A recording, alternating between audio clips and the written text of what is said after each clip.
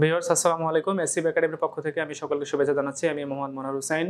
তো আমরা ধারাবাহিকভাবে আমাদের যে সাম্প্রতিক বিষয়গুলো নিয়ে আলোচনা করতেছিলাম। সাম্প্রতিক বিষয়গুলো থেকে প্রতিযোগিতামূলক পরীক্ষাগুলোতে এবং অ্যাডমিশনে আমাদের অনেক ধরনের কোশ্চেন এসে থাকে। তো আজকে আমরা যেটা সাম্প্রতিকই দেখেছি যে ইরান এবং ইসরায়েলের মধ্যবর্তী দুই দেশের মধ্যে যুদ্ধ যে সমঝোতা সেটি সম্পন্ন হয়েছে। তাদের মাঝে এখন পর্যন্ত কোনো উত্তেজনা নেই এবং ইরানের জনগণ তাদের বিজয় উল্লাস অলরেডি শুরু করে দিয়েছে। তো আজকে তাদের যে বিজয়ের পিছনের যে কারণটি, ইসরায়েল যে তাদের দানবাকৃতির যে আকাশ প্রতিরক্ষা ব্যবস্থা, আমরা আজকে আয়রন ডোম সম্পর্কে জানবো। আমাদের প্রতিযোগিতামূলক পরীক্ষাগুলোতে এই আয়রন ডোম নিয়ে অনেক ধরনের প্রশ্ন এসেছে এবং সাম্প্রতিক সময়গুলোতে যেহেতু ইসরায়েলকে নিয়ে আলোচনা হচ্ছে এবং আয়রন ডোমকে নিয়ে আলোচনা হচ্ছে এবং তাদের ইরানি যে ক্ষেপণাস্ত্র, ইরানি যে প্রযুক্তি, তাদেরকে আয়রন ডোমকে যে টেক্কা দিয়ে তাদের ভূখণ্ডে হামলা করতে সক্ষম হয়েছে, এই বিষয়গুলো নিয়ে আজকে আমরা কথা বলবো। এবং সাম্প্রতিক বিষয়গুলো নিয়ে কথা বলা আমি এর আগেও বলেছি যে পরীক্ষাগুলোতে সাধারণত সাম্প্রতিক বিষয়গুলো খুবই গুরুত্বপূর্ণ হয়ে দাঁড়ায় যখন এগুলো আলোচিত হয় বিশ্বে। তো আজকে আয়রন ডোম নিয়ে আমরা কথা বলবো। আয়রন ডোম আসলে কি, এই আয়রন ডোম কিভাবে কাজ করে এবং এই আয়রন ডোম নিয়ে কেন এত পাশ্চাত্য এবং ইসরায়েল গর্ববোধ করে। তো আয়রন ডোম হচ্ছে একটি বহুমাত্রিক হচ্ছে প্রতিরক্ষা ব্যবস্থার সর্বনিম্নের একটি স্তর হচ্ছে আয়রন ডোম।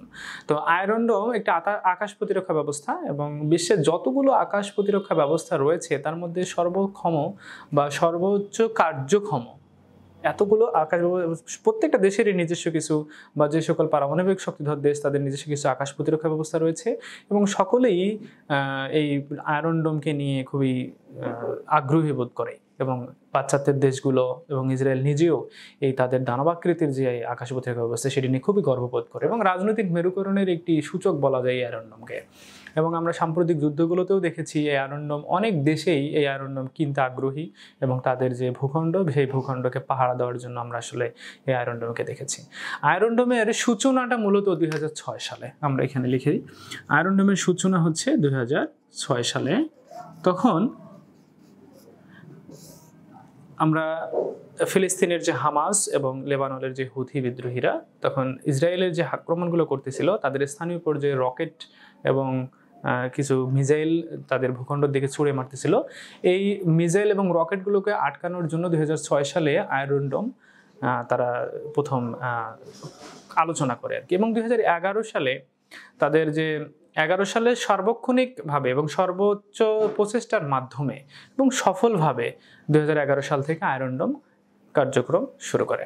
এবং এই আয়রন ডোম 2011 সালে, আমরা সালটা লিখে রাখি, 2011 সাল আমরা চাকরি পরীক্ষাগুলোতে দেখব যে 2011 সালে আয়রন ডোম তার যে কার্যক্রম সেটা শুরু করে। এই আয়রন ডোম প্রতিষ্ঠার পিছনে যে তাদের যে সামরিক বাহিনী আইডিএফ এবং আমেরিকার সহযোগিতায় এই আয়রন ডোম আজকের দানবাকৃতি ধারণ করেছে। আসলে আয়রন ডোম তিনভাবে কাজ করে। আয়রন ডোমের যে কার্যপ্রণালী, তিন ধরনের কার্যপ্রণালী আছে। এই আয়রন ডোম সাধারণত প্রথমে রাডার দিয়ে তাদের লক্ষ্যবস্তুগুলোকে শনাক্ত করতে সক্ষম হয়। আমরা এখানে লিখি যে তিন ধরনের কাজ করে, তিন ধরনের পদ্ধতিতে আয়রন ডোম তার কার্যক্রম পরিচালনা করে। শুরুতেই তাদের যে আকাশে বা ভূখণ্ডে থেকে, যেহেতু আয়রন ডোম একদম বহুমাত্রিক প্রতিরক্ষা ব্যবস্থার সর্বনিম্ন স্তর আয়রন ডোম এবং ভূমিতেই হচ্ছে প্রতিস্থাপন করা থাকে। এই আয়রন ডোম শুরুতে তার যে রাডার সিস্টেম, এই রাডার সিস্টেম দিয়ে লক্ষ্যবস্তুকে শনাক্ত করতে সক্ষম হয় এবং তাৎক্ষণিকভাবে ট্রান্সপন্ডারে সে তথ্য প্রেরণ করে এবং ইন্টারসেপ্টরগুলোকে আকাশের দিকে ছুড়ে মারা হয়। তো এই যে পুরো কার্যক্রমটা, আয়রন ডোম এজন্যই বেশি শক্তিশালী এবং এজন্যই বেশি কার্যক্ষম, কারণ এই পুরো কার্যক্রমটা তার মাত্র 10 সেকেন্ডে সে পরিচালনা করে থাকে এবং একসাথে দুটো ইন্টারসেপ্টর তারা একমাত্র ভূমি থেকে ছুড়ে মারে লক্ষ্যবস্তুতে। এবং অবশ্যই আয়রন ডোমের কার্যক্ষমতায় বলা আছে যে 90% ইন্টারসেপ্টর লক্ষ্যবস্তুতে সফলভাবে আঘাত আনতে সক্ষম হয়।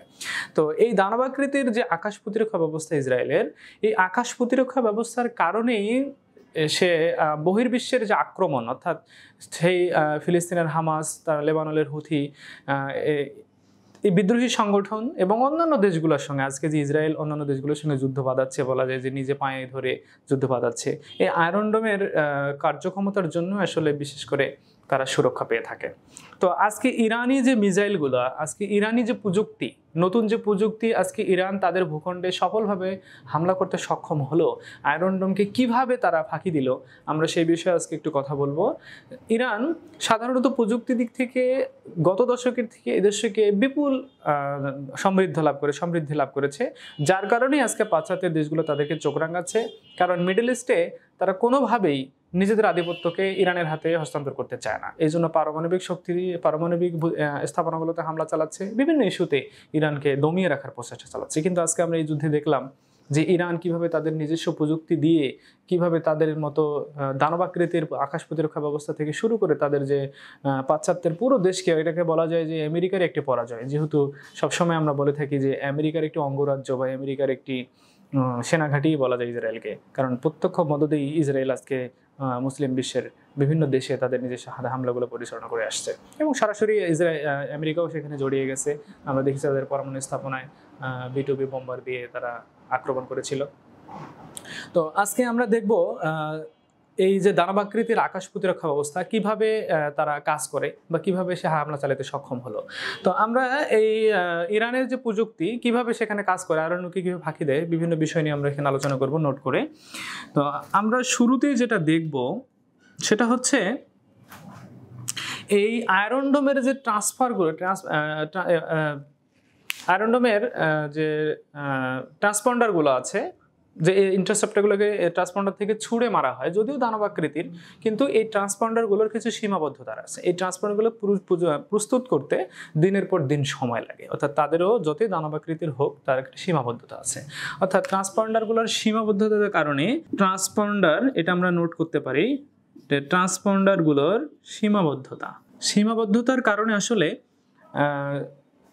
ইরান আসলে বুঝে ফেলছিল যে তাদের আকাশ প্রতিরক্ষা ব্যবস্থা যতই দানবাকৃতির হোক না কেন, অবশ্যই তার সীমাবদ্ধতা আছে। এই সীমাবদ্ধতাটা যখন ধরে ফেলা হয় তখন তারা সফলভাবে তাদের ভূখণ্ডে হামলা করতে সক্ষম হয়। কিভাবে সেটি?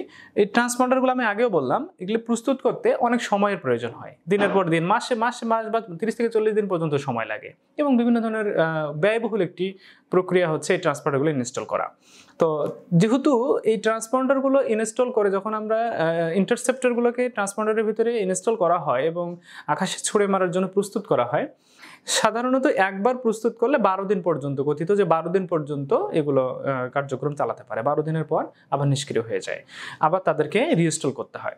তো এই যে ট্রান্সপন্ডারগুলোর যে সীমাবদ্ধতা, এই সীমাবদ্ধতাকে কাজে লাগানোর প্রযুক্তিতে ইরান আসলে সফল। এজন্যই অধিকাংশ মিসাইল তারা হচ্ছে ইসরায়েলের ভূখণ্ডে হামলা করতে সক্ষম হয়েছে। আরও কিছু কারণ আছে, যেমন হচ্ছে হাইপারসোনিক যে মিসাইল, আমরা দেখেছি ইরানের যে ভান্ডারে হাইপারসোনিক মিসাইল, ইরান প্রযুক্তিগত দিক থেকে যে এত দূর এগিয়েছে, আসলে বিশ্ব বা পাশ্চাত্য বিশেষ করে খুবই অবাক যে তাদের যে মিসাইল, হাইপারসোনিক মিসাইলের যে ভান্ডার, অফুরন্ত ভান্ডার। আমরা এই হাইপারসোনিক মিসাইলে তাদের দেখেছি, আমরা একটি নতুন মিসাইলের নামকরণ আমরা দেখলাম, সেটি হচ্ছে শেরজিল। তাদের একটি, আমরা এখানে লিখে রাখি, শেরজিল ফাতা 2। এ ধরনের হাইপারসোনিক মিসাইলগুলো আসলে ইরান তাদের নিজস্ব প্রযুক্তিতে আবিষ্কার করতে সক্ষম হয়েছে। তো কেন এই আয়রন ডোমকে হাইপারসোনিক মিসাইলগুলো ফাঁকি দিতে সক্ষম হওয়ার পিছনের সবচেয়ে যেটা প্রধান কারণ, সেটি হচ্ছে এগুলোর গতি। এগুলো শব্দের থেকে 13 থেকে 14 গুণ বেশি গতিতে ছুটতে পারে।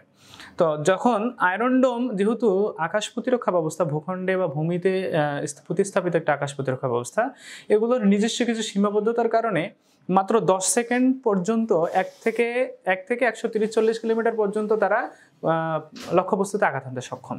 কিন্তু এই হাইপারসোনিক মিসাইলগুলোর গতি এত বেশি যে আয়রন ডোমের মতো দানবাকৃতির আকাশ প্রতিরক্ষা ব্যবস্থাকেও ফাঁকি দিতে সক্ষম, এবং এগুলোর গতি সাধারণত এলোমেলো বা আড়াআড়ি প্রকৃতির হয়ে থাকে। এজন্য এগুলো যেহেতু চলন্ত অবস্থায় এগুলো নিজের গতিপথ পরিবর্তন করতে পারে, তাই আয়রন ডোমের মতো গতি মানে দানবাকৃতির যে আকাশ প্রতিরক্ষা ব্যবস্থা, সেগুলোতেও সব ফাঁকি দিতে সক্ষম। তো আমরা আরও একটি বিষয় এখানে দেখব, হাইপারসোনিক মিসাইলের চেয়েও আরও একটি ব্যবস্থা এখানে তাদের বেশি কাজ করে। তো আরও কিছু প্রযুক্তির মধ্যে যেমন আরেকটি বিষয় আমরা খেয়াল করি, ডেকয় বা প্রতারণামূলক আক্রমণ। ডেকয়টা বিষয়টা কি? আমরা দেখেছি যে অনেক সময় ডেকয় বা প্রতারণামূলক আক্রমণ, এই বিষয়টা আসলে একটু আমাদের আলোচনা করা দরকার। এই ডেকয় হচ্ছে শুরুতেই আমরা দেখব ইরানি প্রযুক্তি বা ইরানি যে সেনাবাহিনী আইআরজিসির সেনা সদস্যরা সবসময় অপেক্ষা করে থাকে যে কিভাবে তাদের এই প্রতিরক্ষা ব্যবস্থাকে ফাঁকি দেওয়া যায়। তো ডেকয় হচ্ছে তাদের ফাঁকি দেওয়ার একটি অন্যতম প্রধান কি বলবো যে পদ্ধতি।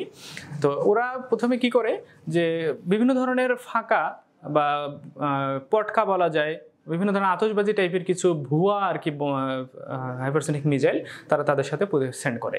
তো সেগুলোকে সাধারণত রাডারগুলো আইডেন্টিফাই করে তাদের যে ইনসেপ্টরগুলো অনেক ব্যয়বহুল ইনসেপ্টর তাদেরকে ধ্বংস করার জন্য ছুড়ে মারে, এবং যার ফলে সে মিথ্যা যে লক্ষ্যবস্তু সেখানে আঘাত করে ফেলে, এবং তাদের যে অরিজিনাল যে হাইপারসনিক যে মিসাইলগুলো সেগুলো তাদের ভূখণ্ডে আক্রমণ করতে সক্ষম হয়। আর একটি বিষয় আমরা দেখবো এখানে যে জ্যামিং, যেটা ইন্টারনেট জ্যামিং, এই ইন্টারনেট জ্যামিং ব্যবহার করেও বর্তমানে ইরান সফলতা পেয়েছে। তো আমরা দেখেছি যে অনেক ধরনের মিসাইল আছে ইরানের নিজস্ব প্রযুক্তিতে তৈরি, যেগুলো আসলে তাদের রাডারকে ফাঁকি দিতে সক্ষম, অর্থাৎ রাডারকে জ্যাম করে ফেলে।